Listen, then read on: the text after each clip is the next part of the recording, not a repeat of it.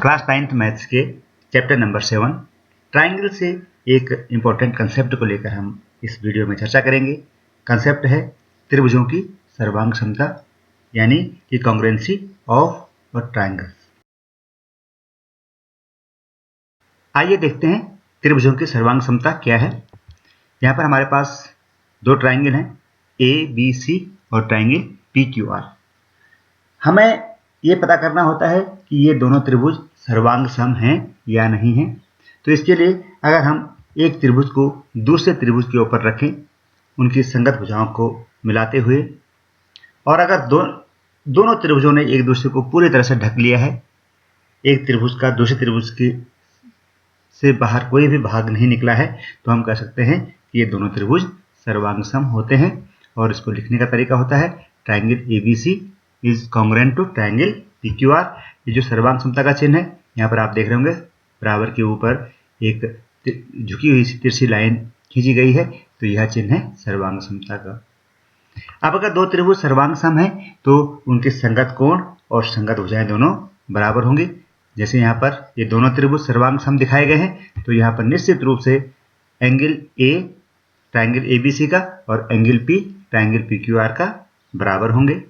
ऐसे ही त्रिभुज ABC का कोण B और त्रिभुज PQR का कोण Q भी बराबर होगा, और जो तीसरा कोण है कोण C वह भी कोण R के बराबर होगा। आगे देखते हैं, अगर साइड्स की बात करें तो इनकी संगत भुजाएं त्रिभुज ABC में भुजा AB और त्रिभुज PQR में भुजा PQ ये दोनों भी बराबर होंगी। इसी प्रकार से BC के संगत भुजा है QR, ये दोनों भी बराबर होंगी। और तीसरा है AC के संगत भुजा है PR, तो ये भुजा PR भी बराबर होगी। तो हम कह सकते हैं कि दो त्रिभुज सर्वांग सम होंगे यदि उनके संगत कोण, तीनों संगत कोण और तीनों संगत भुजाएं आपस में बराबर हैं।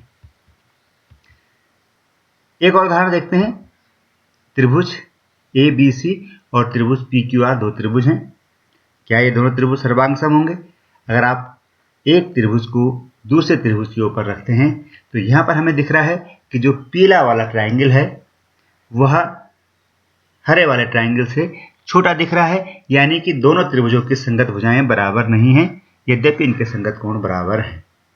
तो यदि संगत कोण बराबर हैं लेकिन भुजाएं आपस में बराबर नहीं हैं, तो ये दोनों त्रिभुज सर्वांग सम नहीं हो सकते, और हम कहेंगे कि ट्राइंगल ABC और ट्राइंगल PQR सर्वांग सम नहीं है, क्योंकि corresponding sides are not equal, इनकी संगत भुजाएं बराबर नहीं। नेक्स्ट एक और उदाहरण देखते हैं, ट्राइंगल है ABC, यहाँ पर इसका जो वर्टेक्स है C वह नीचे की तरफ है। दूसरा ट्राइंगल है PQR, वर्टेक्स Q ऊपर की तरफ है। अगर आप इसी क्रम में इनको लिखते हैं, यानी कि ट्राइंगल ABC को लिखते हैं, और आपसे पूछा जाए कि क्या ट्राइंगल ABC ट्राइंगल PQR, देखिए यहाँ पर देखिए A B और C और ट्राइंगल PQR, क्या ये दोनों ट्राइंगल सर्वांग सम है? तो अगर आप इनके संगत शीर्षों को मिलाते हुए एक दूसरे को ढकने की कोशिश करते हैं तो आप देखेंगे A के ऊपर आना चाहिए P और B के ऊपर आना चाहिए Q। तो देखते हैं,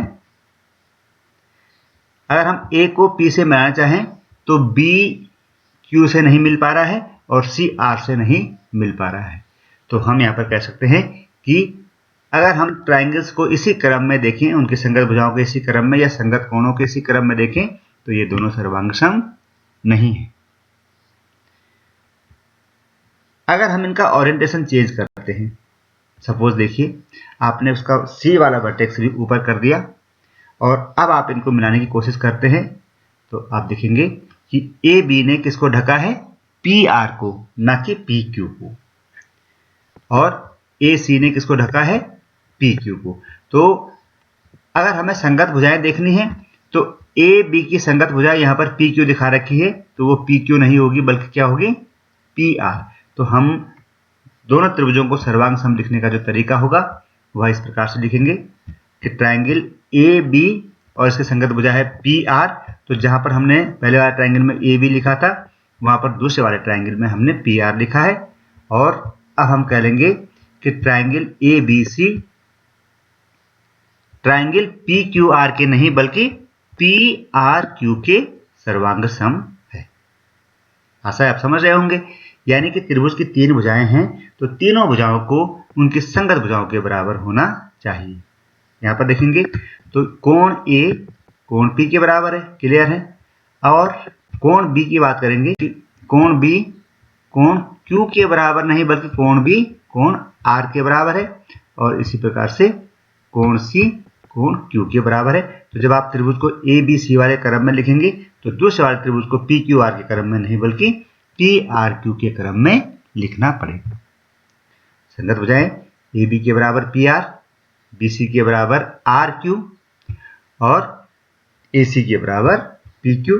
तो हमें दो त्रिभुजों की सर्वांग समता के प्रतिबंध को लिखने के लिए उनकी संगत कोण और संगत भुजाओं को भी देखना होगा और उसी क्रम में त्रिभुज का नाम भी लिखना होगा। नेक्स्ट वीडियो में हम पढ़ेंगे दो त्रिभुजों की सर्वांग सम होने की कसौटियाँ। तब तक के लिए बाय बाय।